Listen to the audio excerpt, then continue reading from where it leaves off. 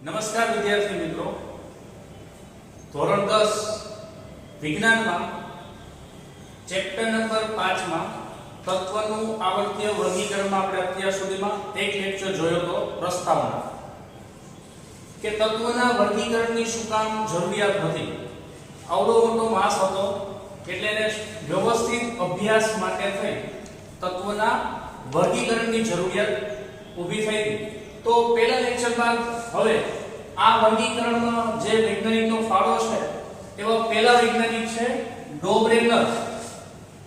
આ ડોબ્રેનરે જે નિયમ આપ્યો છે એ નિયમને ત્રિપુટી તરીકે ઓળખાય છે. ત્રિપુટી તરીકે એટલે કે ડોબ્રેનરે ત્યારે પરમાણુ જે તત્વો જાણીતા હતા એ તત્વના ત્રણ તત્વની જોડી બનાવી. આ ત્રણ તત્વોને એના પરમાણુ ક્રમાંકના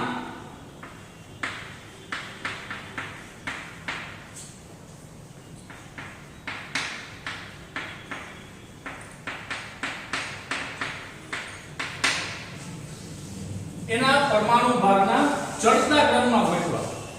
ત્રણ તત્વો ઉદાહરણ તરીકે લેશું તો એ ત્રણ તત્વોને ચડતા ક્રમમાં ગોઠવા અને એને એવું કીધું કે જે મધ્યમાં તત્વ છે એ તત્વ બાકીના બે તત્વના પરમાણુ ભારના લગભગ સરેરાશ જેટલું હોય. એટલે ડોબેરનો નિયમ એવો છે કે ત્રણ તત્વો પૈકી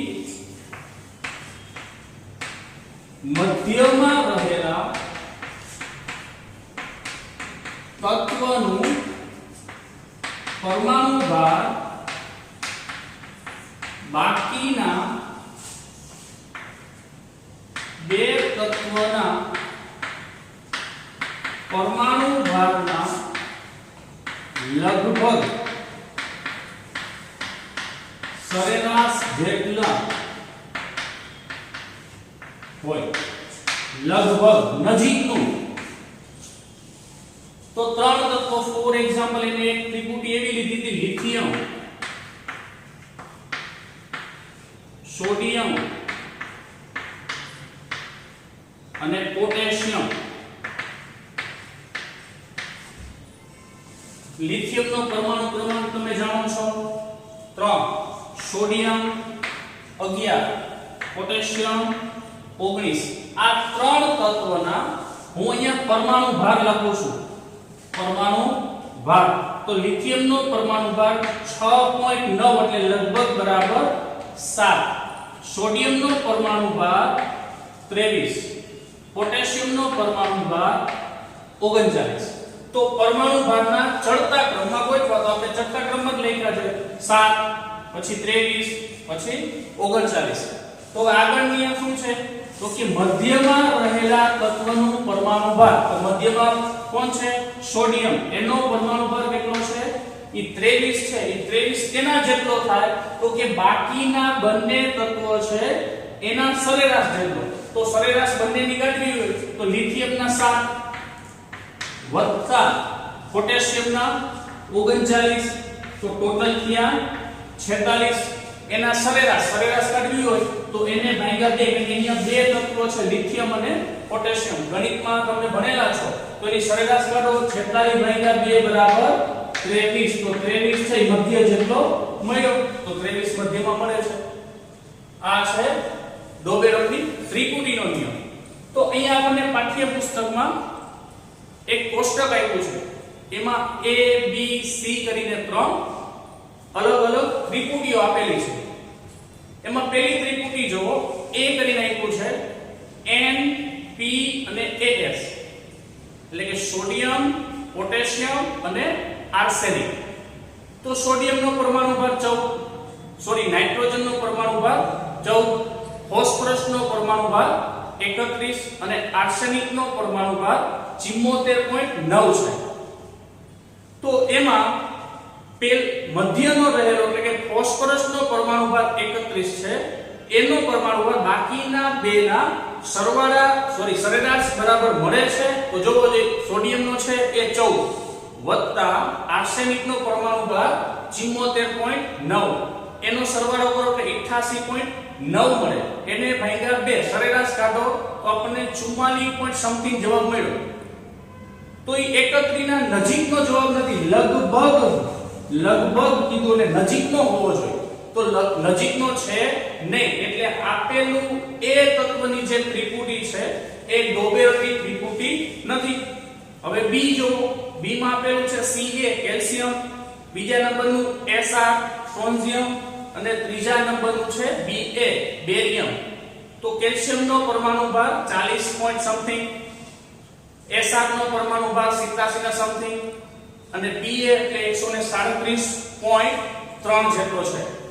તો આનો Sr નો જે પરમાણુ ભાર છે એ પરમાણુ ભાર બાકીના બેના સરેરાશ બરાબર છે, ચેક કરો. તો પહેલું તત્વ Ca + Ba બેના પરમાણુ ભારનો સરવાળો કરો તો સરવાળો આપને મળે 177.4, એને ભાગ્યા 2 કરો તો 88.7 મળે. તો 88 છે નજીકનો જવાબ, Sr ની નજીકનો છે એટલે એ ડોબેરોની ત્રિપુટી છે. ત્રીજું C આપેલું છે આપણને 3 ત્રિપુટીના 3 કેલ્શિયમ ક્લોરીન, બ્રોમિન અને આયોડિન. તો ક્લોરીનનો પરમાણુ ભાર વત્તા આયોડિનનો પરમાણુ ભાર એને ભાગ્યા 2 કરો તો ક્લોરીન વત્તા આયોડિન એનો સરવાળો આપણે 177.4 મળે, એને ભાગ્યા 2 કરો 162.4 મળશે, એને ભાગ્યા 2 કરો એટલે આપણે 81 એટલે સમથિંગ Ba ની બાજુનો જવાબ મળે છે 79.9 છે. તો એના બાજુનો જવાબ છે એટલે કે એ ડોબેરોની ત્રિપુટી છે. તો ત્રણ આપણને A B C જે જૂથ આપ્યા છે એમાંથી પહેલા નંબરનું Np અને આર્સેનિક AS આ ડોબેરોની ત્રિપુટી નથી, જ્યારે બાકીની બે છે ડોબેરોની ત્રિપુટી છે. જે ડોબેરોની મર્યાદા છે કે આ નિયમ ડોબેરોને જે તત્વ જાણીતા છે એ બધાયમાં લાગુ પડતા નથી, એટલે કે ડોબેરો માત્ર ને માત્ર 3 ત્રિપુટી આપી શક્યો તો. એક આપણે ઉદાહરણમાં લીધી લિથિયમ, સોડિયમ, પોટેશિયમ. બીજા નંબરની કોષ્ટકમાં આપેલું છે બી કેલ્શિયમ, Sr અને B એટલે કે સ્ટ્રોન્શિયમ, બેરિયમ. અને ત્રીજા નંબરની ક્લોરીન, બ્રોમિન અને આયોડિન. તો આ 3 ત્રિપુટી છે એ ડોબેરોની ત્રિપુટી તરીકે ઓળખાય.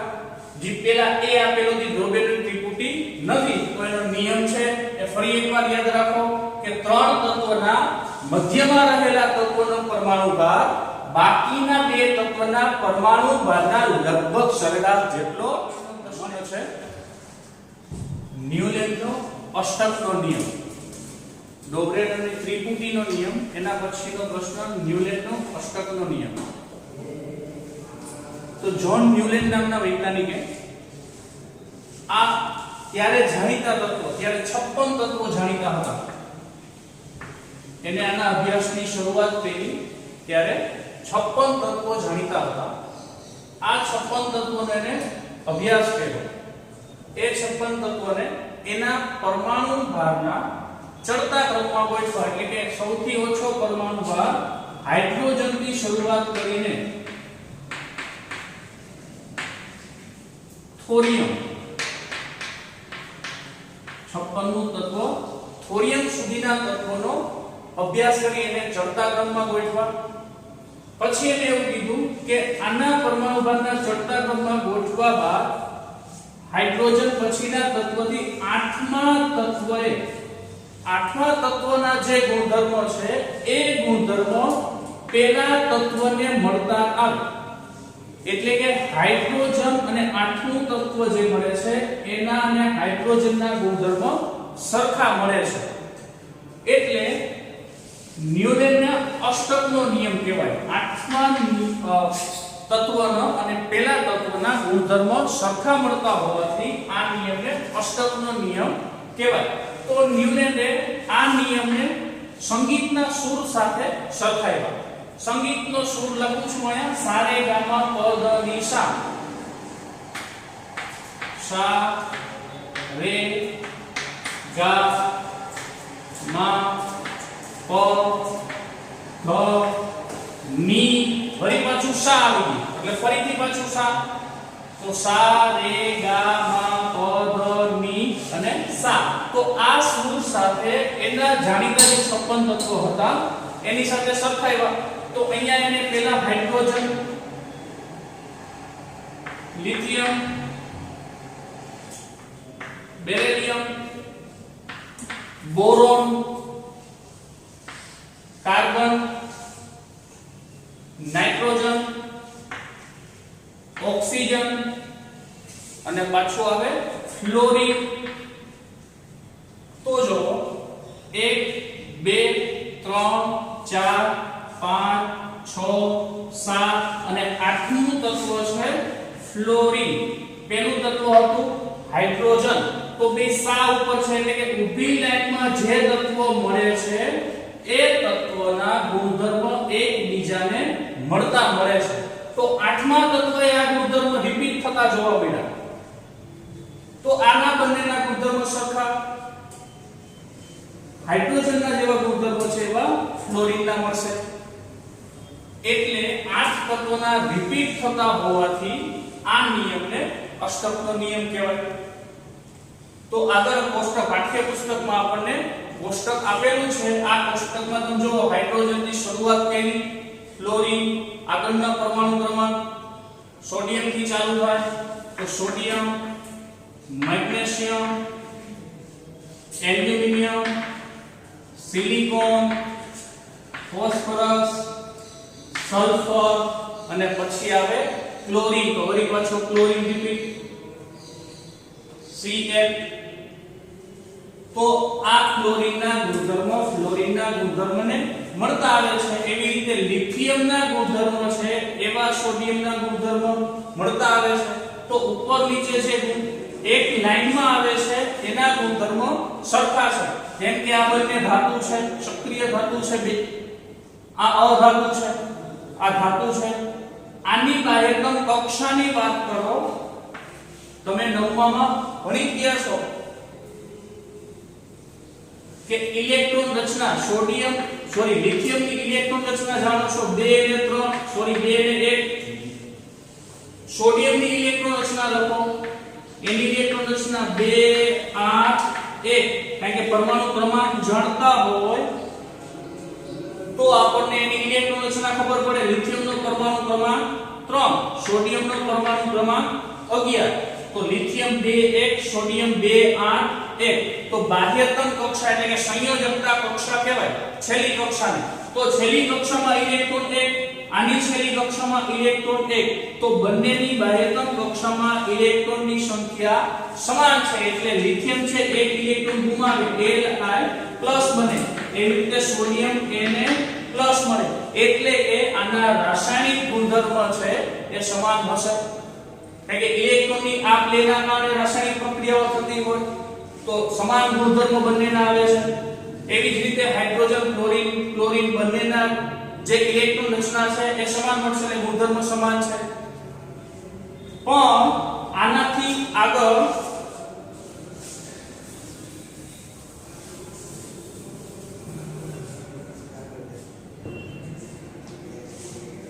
ક્લોરીન થી આગળ potassium, calcium, chromium, titanium, manganese અને આયર્ન કોષ્ટકમાં છે. પણ અહીંયાથી આ જે અષ્ટકના 56 આ રીતે ગોઠવાયેલા છે, પણ આ નિયમ માત્ર ને માત્ર કેલ્શિયમ સુધી લાગુ પડે છે. તેથી આગળના તત્વોમાં અષ્ટકનો નિયમ લાગુ પડતો નથી. એટલે એની મર્યાદા છે.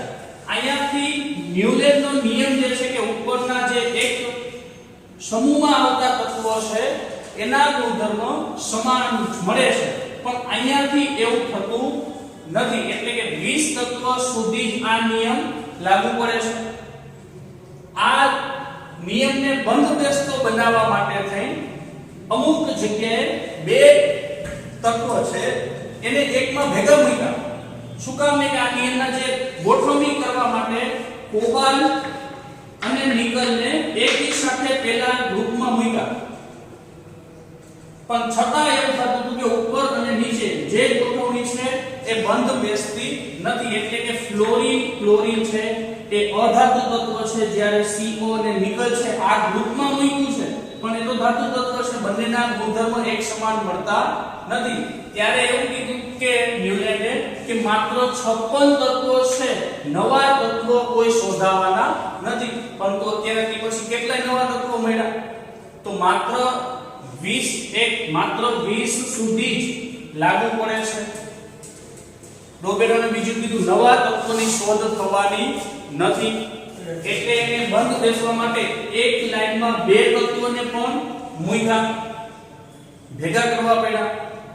તો આ એની ન્યુલેન્ડની મર્યાદા છે કે માત્ર 20 તત્વો સુધી લાગુ પાડી શક્યા.